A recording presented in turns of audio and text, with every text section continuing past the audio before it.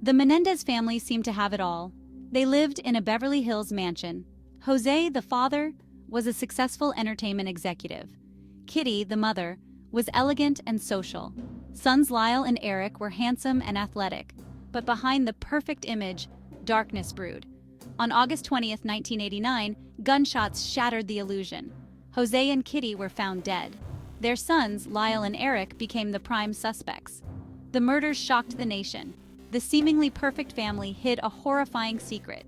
The case quickly became a media sensation. Reporters swarmed the mansion. Cameras captured every detail. The public was captivated. What could drive two young men to kill their own parents? The answer, it seemed, lay buried in the family's troubled past. As the investigation unfolded, a story of alleged abuse and manipulation came to light. The Menendez brothers claimed they were victims. Their parents, they said, were monsters. The trial that followed would expose the dark underbelly of a seemingly perfect life. José Menendez was born in Cuba in 1944. He immigrated to the United States as a teenager. Ambitious and driven, he climbed the corporate ladder. He found success in the entertainment industry. José landed a job at RCA Records. He quickly rose through the ranks. His talent was undeniable. He had a keen eye for talent. He possessed a shrewd business sense. José eventually became the CEO of Live Entertainment. He was respected and feared. He commanded attention. His success brought wealth.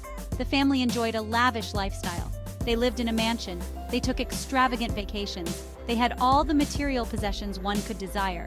José, it seemed, had achieved the American dream. But beneath the surface, a darker side simmered. His sons would later allege a tyrannical and abusive side to their father.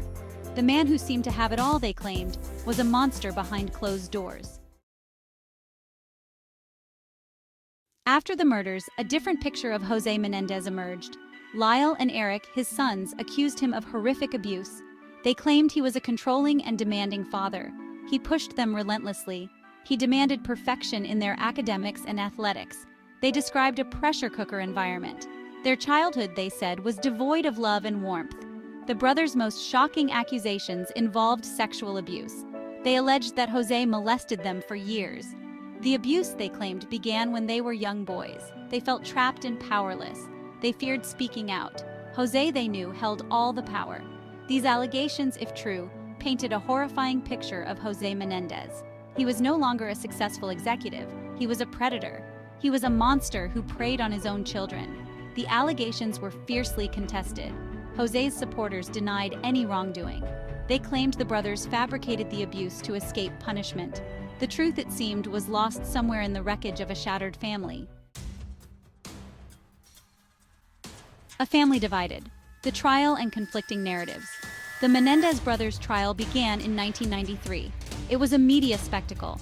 The courtroom became a stage.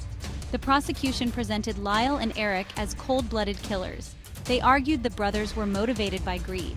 They wanted their parents' fortune. They highlighted the brothers' lavish spending after the murders. They painted a picture of entitlement and ruthlessness. The defense presented a contrasting narrative. They argued that Lyle and Erik were victims of abuse. They acted in self-defense. Their lawyers detailed years of alleged physical, emotional, and sexual abuse. They presented the brothers as broken and traumatized. The trial became a battle of narratives. The jury had to decide. Were Lyle and Erik Menendez cold-blooded killers or victims of abuse? The case was complex. The evidence was often contradictory. The jury's decision would have profound consequences. Justice or vengeance? The verdict and its aftermath. The first trial ended in a hung jury. The nation was divided. Some believed the brothers were guilty. Others believed they were victims. A retrial began in 1995. This time, the jury reached a verdict. Lyle and Erik Menendez were found guilty of first-degree murder. They were sentenced to life in prison without the possibility of parole. The verdict sparked outrage and debate. Supporters of the brothers claimed the justice system failed them. Their history of abuse, they argued, was not given proper weight. Opponents of the verdict felt justice was served. The brothers, they believed, were held accountable for their actions. The Menendez brothers remain in prison today. They maintain their innocence.